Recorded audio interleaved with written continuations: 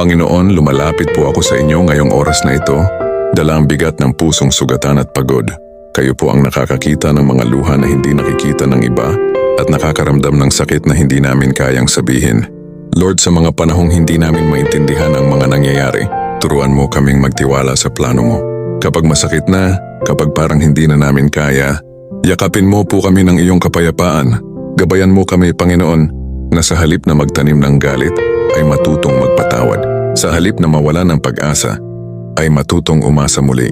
At sa halip na tumingin sa sakit ay tumingin sa pag-ibig mo. Tulungan mo kaming makita na may dahilan sa bawat luha at may bagong simula sa likod ng bawat pagtatapos.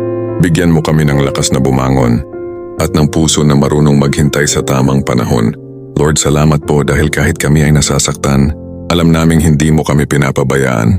Sa bawat hakbang namin, ikaw ang ilaw na gumagabay. Manatili ka sa aming puso at ipaalala mo lagi na sa iyo may kapayapaan, may pag-asa at may bagong simula.